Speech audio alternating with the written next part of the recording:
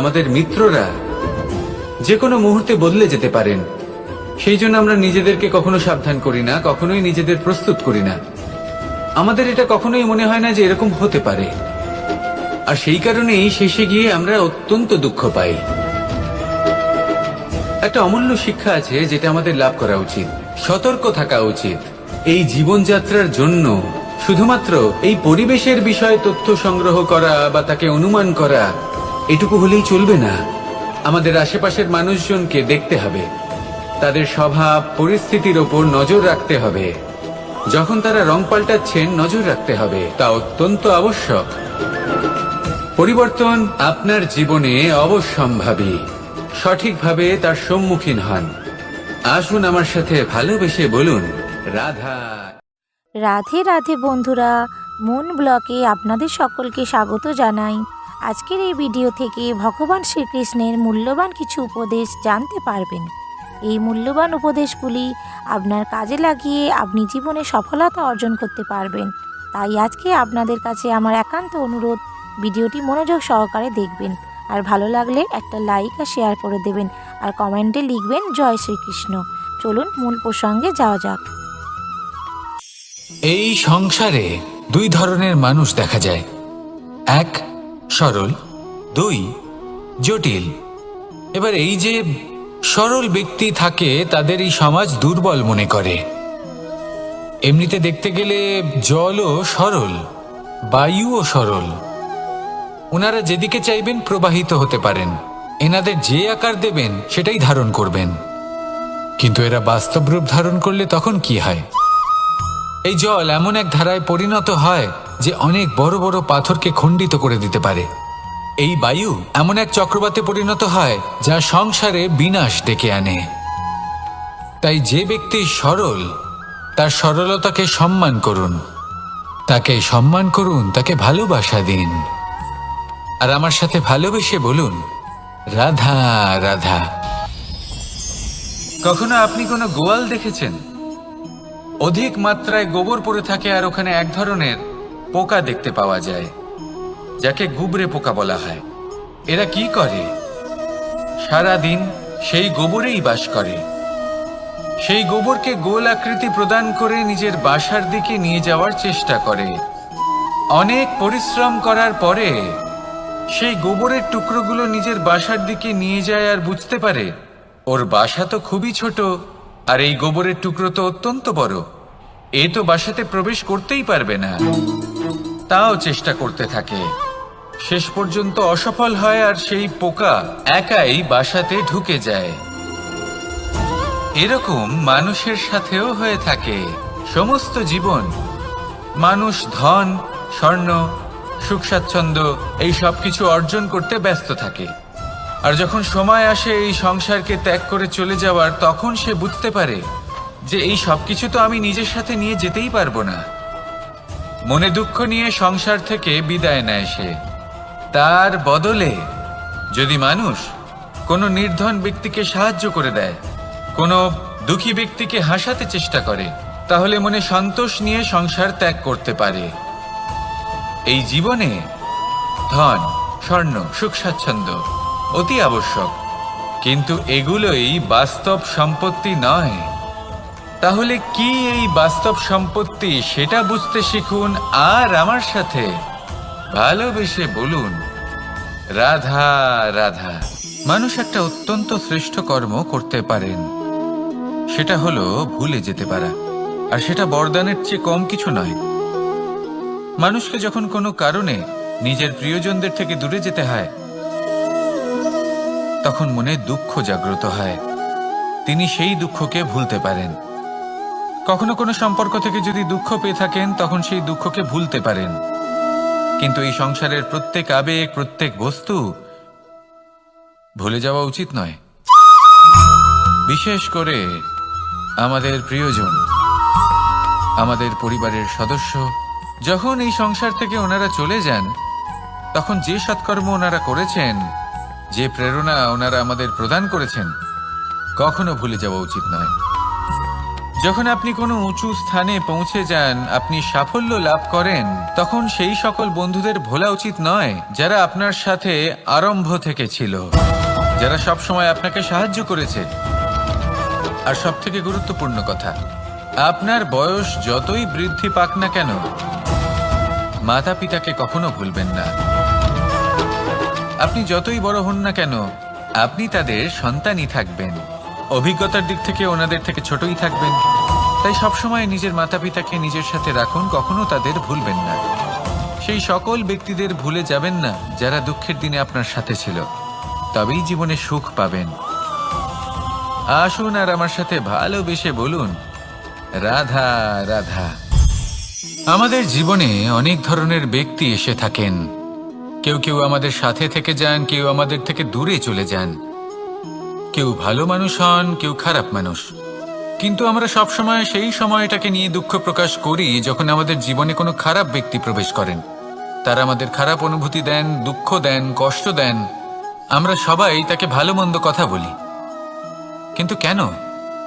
এমন বিভিন্ন ধরনের মানুষ, খারাপ মানুষ, ভালো মানুষ, সবার জীবনেই আসেন এবং সকলকেই একটা অমূল্য শিক্ষা দান করে যান।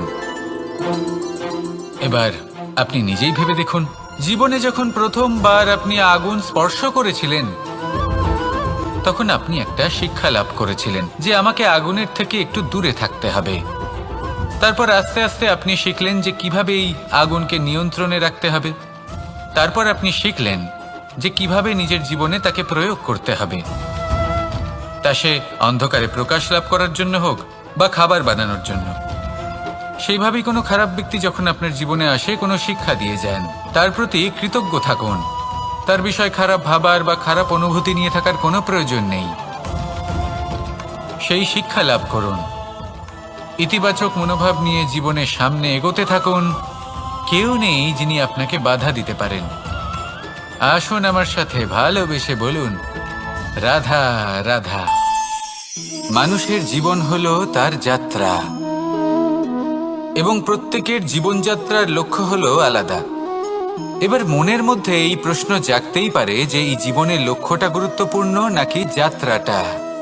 এবং এই ভাবনায় আমরা কোথাও না কোথাও সব থেকে গুরুত্বপূর্ণ বিষয়ে ভুলে যাই যে সব থেকে গুরুত্বপূর্ণ ব্যক্তিত্ব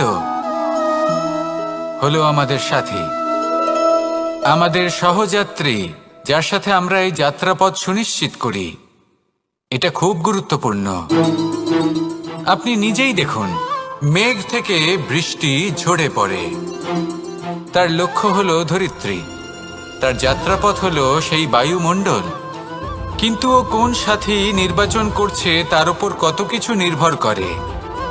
যদি সাথী হিসেবে ঝিনুককে খুঁজে পায় আর ওই ঝিনুকের ওপরে গিয়ে পড়ে, তাহলে মুক্তয়ে পরিণত হয়। তখন লক্ষ্য কি হয়ে থাকে? ঈশ্বরের আভূষণ। সেখানেই যদি এই জলের ফোঁটা কোনো সাপের সঙ্গ পায়, কোনো সাপের মুখে গিয়ে পড়ে, তাহলে তা পরিণত হয় বিষে। আর তখন লক্ষ্য কি হয়? কারোর প্রাণ হরণ করা। এই উদাহরণ স্থির করে যে আমাদের জীবনে সাথীর নির্বাচন হলো অত্যন্ত আবশ্যক এবং অত্যন্ত গুরুত্বপূর্ণ বিষয়। কারণ সাথীর প্রভাব শুধু যে আপনার পথে পড়বে তা নয়, আপনার লক্ষ্যের ওপরও পড়বে। কখনো কখনো কেউ আপনার লক্ষ্য বদলে দেবে, কখনো উচিতভাবে, কখনো অনুচিতভাবে। সেটা আপনার নির্বাচনের উপর নির্ভর করছে। তাহলে একজন শ্রেষ্ঠ সাথী নির্বাচন করুন আর আমার সাথে ভালোবেসে বলুন, রাধা রাধা। বিষ এবং অমৃত, এর ভিত্তিতেই সংসার চক্র চলতে থাকে। যখন সমুদ্র মন্থন হয়েছিল তখন এই দুই প্রাপ্ত হয়েছিল। প্রথমে বিষ পাওয়া গেল, তারপর অমৃত। জীবন মন্থন করলেও এগুলো লাভ করা যায়। এবার এই যে বিষ, তা হলো অমৃতের থেকে অনেক বেশি শক্তিশালী এবং সেই জন্যই অনেক বেশি ঘাতকও। এবার বোঝার চেষ্টা করি এই বিষ আসলে কি। যে কোনো বস্তু বা কোনো ভাব যদি মাত্রার থেকে বেশি পরিমাণে আপনার কাছে থাকে, প্রয়োজনের থেকে বেশি আপনার কাছে থাকে, তাহলে সেটা আপনার কাছে বিষ সমান হতে পারে। তা সে ধন হোক, শক্তি হোক, সম্মান হোক, ইত্যাদি ইত্যাদি। যদি আপনার কাছে এমন কিছু থেকে থাকে যা মাত্রার থেকে বেশি পরিমাণে আপনার কাছে আছে, তাহলে তাকে ভাগ করতে শিখুন। যদি আপনি ভাগ করতে শিখে যান তাহলে এই বিষই আপনার জন্য অমৃতে পরিণত হবে, আর তাদের কাছেও অমৃত সমান হয়ে উঠবে যাদের এই সাহায্যের প্রয়োজন। তাহলে ভাগ করে নিতে শিখুন আর আমার সাথে ভালোবেসে বলুন, রাধা রাধা। সমস্ত মানুষের জীবন কিছুটা সমান হয়। মানুষ জন্মগ্রহণ করে, তারপর চলতে শেখে, জীবনে এগিয়ে চলে, বার্ধক্য লাভ করে, তারপর সমাপ্ত হয়ে যায়। কিন্তু সেই ব্যক্তিরা কারা যারা প্রকৃত অর্থে মনুষ্য জীবন যাপন করেন? এনারা হলেন সেই ব্যক্তি যারা পড়ে গেলেও আবার উঠে দাঁড়ানোর চেষ্টা করেন, নিজের ভেঙে পড়া অস্তিত্বকে আগলে নিয়ে আবার একটা আকার দেওয়ার চেষ্টা করেন, ভগ্ন আশাকে আবার একটা নতুন দিশা দেন। অসফল হওয়ার পরেও থামেন না, আবার এগোতে থাকেন। অসফল হওয়ার পরে যদি আপনি থেমে যান তাহলে সাফল্য আপনার সামনে অপেক্ষা করে, কিন্তু আপনি তা দেখতে পান না। তাই জীবনের সংঘর্ষে অংশগ্রহণ করতে শিখুন। জীবনের সংঘর্ষ থেকে পালাবেন না। আসুন আমার সাথে ভালোবেসে বলুন, রাধা রাধা। একবার একজন সাধক ওনার শিষ্যদের একটা কাজ দিলেন। একটা দুর্লভ জড়িবুটি নিয়ে আসতে বললেন। এতটাও কঠিন কাজ সেটা ছিল না, কারণ সকল শিষ্য জানতেন যে এই দুর্লভ জড়িবুটি কোথায় পাওয়া যায়। পর্বতের শিখরে। কঠিন কাজ কোনটা? সেখানে পৌঁছনোর সেই পথ, যা ছিল কাঁটায় জর্জরিত, পাথরে পরিপূর্ণ, যেখানে পিছলে পড়ার আশঙ্কা রয়েছে এবং গভীর ক্ষত পেতে পারে সবাই। এবার বেশ কয়েকজন শিষ্য গেলেন, তার মধ্যে কয়েকজনই সেই জড়িবুটি নিয়ে আসতে পারলেন। কারণটা কি ছিল? কিছু শিষ্যের মনোযোগ ছিল শুধুমাত্র লক্ষ্যের দিকে, অর্থাৎ পর্বতের সেই শিখরে। কিছু শিষ্যের মনোযোগ ছিল পথের এই সংকটগুলির ওপর। কিছুজন নিজের সমস্ত মনোযোগ, সমস্ত শক্তি কেন্দ্রীভূত করলেন শুধুমাত্র লক্ষ্যের দিকে। বাকিরা মনোনিবেশ করলেন এই সংকটের থেকে নিজেকে বাঁচাতে। কিন্তু যাদের মনোযোগ শুধু লক্ষ্যের দিকে ছিল, শুধু তারাই জড়িবুটি নিয়ে আসতে পারলেন। কারণ কি ছিল? একটা সহজ ব্যাপার যা আমাদের বুঝতে হবে। আমরা যদি লক্ষ্যে পৌঁছতে চাই তাহলে বিপদের সম্মুখীন তো আমাদের হতেই হবে, আর কোনো বিকল্প নেই। যন্ত্রণাও হবে, পায়ে কাঁটাও হয়তো ফুটতে পারে, হয়তো পড়েও যেতে পারেন, হয়তো রক্তপাতও হতে পারে। কিন্তু তার সাথেই সাফল্য অর্জনের যে আনন্দ সেটাও পাওয়া যায়। সেই জন্য নিজের মনোযোগ সবসময় লক্ষ্যের দিকে রাখুন, পথের সেই বিপদগুলির দিকে নয়। সত্যি কথা বলতে এই বিপদ এটা কিছুক্ষণের, আজ আছে কাল নাও থাকতে পারে। কিন্তু যদি লক্ষ্যকে প্রাপ্ত করতে পারেন তাহলে তার আনন্দ আপনার সাথে সারা জীবন রয়ে যাবে। তাহলে লক্ষ্য প্রাপ্ত করুন আর আমার সাথে ভালোবেসে বলুন, রাধা রাধা। আমি এখানে একা এই বনে বসে আছি, বাঁশি বাজাচ্ছি। কার জন্য? কে আছেন এখানে? কেউ নেই। আমার প্রজা, আমার রাজ্য, আমার পরিবার আমার থেকে অনেক দূরে আছেন। আমি এখানে একা এই বনে বসে এই আকাশের এই রঙের, গাছের এই সব ফলের, মাটির সুবাসের আনন্দ উপভোগ করছি। কেন? আমি হলাম দ্বারকাধীশ। এমন কি রাজকীয় বা ভৌতিক সুখ রয়েছে যে আমি ওখানে পেতে পারি না? সবকিছুই পেতে পারি, তাও এখানে বনে একা বসে আছি। কোন সুখ খুঁজে চলেছি? একা থাকার সুখ। আমরা প্রত্যেকদিন অনেক মানুষের সাথে, চিন্তাধারার সাথে, কর্মের সাথে, পরিস্থিতির সাথে, সুখ দুঃখের দ্বারা বেষ্টিত থাকি। জীবনের এই চক্রে আমরা জড়িয়ে পড়তে থাকি। যতই আমরা এই সমস্যার সমাধান করি আমরা ততই এতে জড়িয়ে পড়ি। আমরা এতটাই জড়িয়ে পড়ি যে যখন আমরা আয়নায় নিজেদের দেখি তখন আমরা নিজেদের চিনতেই পারি না। এমন মনে হয় যেন আমরা নিজেদের হারিয়ে ফেলেছি। সেই জন্য প্রত্যেক দিন আপনি কিছু সময় নিজের সাথে কাটান একান্তে। এটা অত্যন্ত আবশ্যক। নিজের অস্তিত্বের গভীরে গিয়ে দেখতে শিখুন, নিজেকে বুঝুন। অদ্ভুত শান্তির অনুভূতি হবে। যেমন এই বায়ু, এই বৃক্ষ, এই পুষ্প, এই নিসর্গ, এদের মতো আপনিও কখনো একলা হতে শিখুন, কখনো নিসর্গের একটা অংশ হয়ে দেখুন। এই মন প্রসন্ন হয়ে বলবে, রাধা রাধা। ধন সঞ্চয় করা সম্ভব, আর সেই জন্য ধন সব থেকে বেশি মূল্যবান সম্পত্তি নয়। এবার আপনি বলবেন, এ আমি কি বলছি? এই ধন খুব মূল্যবান, আমরা সকলে অর্জন করতে ব্যস্ত। সেটা এই কারণে, কারণ আপনারা জানেন না এই সংসারের সব থেকে বেশি মূল্যবান সম্পত্তি কি। এ হলো সেই সম্পত্তি যা কখনো সঞ্চয় করা সম্ভব নয়। আপনার কাছে যতই ধন থাকুক তা দিয়ে আপনি স্বাস্থ্য লাভ করতে পারেন, বাড়ি কিনতে পারেন, আদি ইত্যাদি, কিন্তু আপনি যতই ধনী হন না কেন, ফেলে আসা দিনের একটা মুহূর্ত আপনি লাভ করতে পারবেন না। এই একটা মুহূর্ত, এই সময়, এটাই হলো সংসারের সব থেকে মূল্যবান সম্পত্তি। একবার চলে গেলে তা কখনোই ফিরে আসে না। আর এই মুহূর্ত যতই চলে যাক না কেন, আমরা স্মৃতির মাধ্যমে সেগুলি যাপন করতে পারি, তার আনন্দ উপভোগ করতে পারি। আর যার সাথে আমরা সময় অতিবাহিত করেছি তার স্মৃতিতে আমরা চিরকাল জীবিত থাকতে পারি। সেই জন্য সময় সব থেকে মূল্যবান সম্পত্তি, তাকে এইভাবে নষ্ট করবেন না।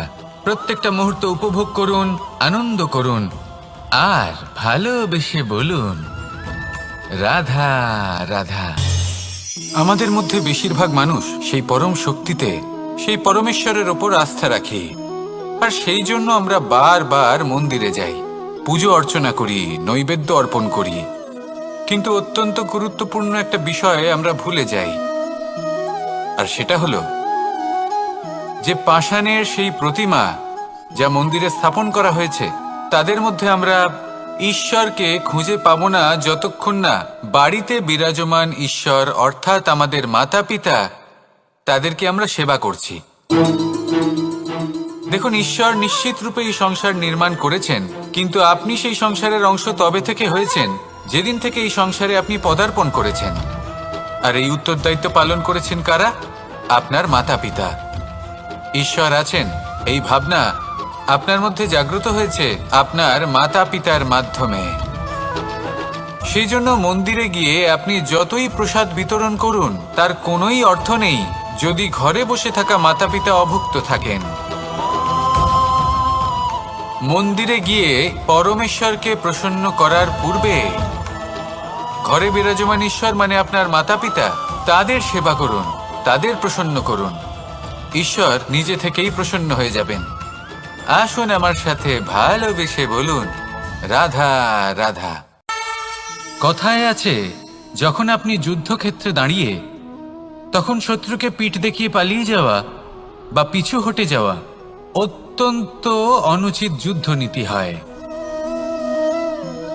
কথায় আছে যে শ্রেষ্ঠ যুদ্ধ নীতি হলো সেটাই যেখানে আপনি অস্ত্র হাতে নিয়ে এগিয়ে যান, সাহসের সাথে যুদ্ধ করে শত্রুকে পরাস্ত করে ফিরে আসেন। আর সেটাই আমি করেছিলাম। তখন মহাভারত রচনা হয়েছিল, কারণ তখন ধর্মরক্ষা করা আবশ্যক ছিল। কিন্তু এমনও একটা সময় ছিল যখন আমি যুদ্ধ থেকে পালিয়েছি, কারণ তখন প্রজাদের সুরক্ষা বেশি গুরুত্বপূর্ণ ছিল। আমার গায়ে যুদ্ধ বিমুখ হবার কলঙ্ক লাগিয়েছিল। কিন্তু ঠিক আছে, আমি সেটাই করেছিলাম যেটা প্রয়োজনীয় ছিল। শ্রীরামও লঙ্কা গিয়ে রাবণকে হত্যা করার পূর্বে 4 মাস ধরে অপেক্ষা করেছিলেন। অপেক্ষায় ছিলেন কবে সেই সেতু সম্পন্ন হবে। তারপরে গিয়ে রাবণকে পরাস্ত করলেন, তাকে বধ করলেন। জীবনে কখনো কখনো থেমে যাওয়া বা পিছু হটে যাওয়া কার্যকর হতে পারে। এটা প্রত্যেক সময়ের উপরে নির্ভর করে। শত্রু যে কেউ হতে পারে, যখন খুশি আক্রমণ করতে পারে। কোনো মানুষ হতে পারে, আবার কোনো দানবও হতে পারে। আমাদের নিজেদের মানসিকতা হতে পারে, কোনো অসুখ হতে পারে, মহামারীও হতে পারে। সেক্ষেত্রে সেটাই করুন যেটা উচিত মনে হয়। দেখুন, প্রত্যেকবার নারায়ণ তো আপনাকে সাহায্য করতে আসবেন না। অনেক সময় মানুষকে নিজেকেই সেই বাধার সম্মুখীন হয়ে তাকে পরাস্ত করতে হয়। আর এমনিতেও কথায় আছে যে প্রত্যেক নরের মধ্যে নারায়ণ আছেন।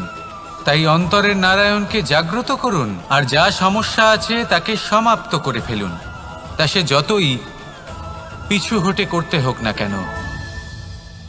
আসুন আর আমার সাথে ভালোবেসে বলুন, রাধা রাধা।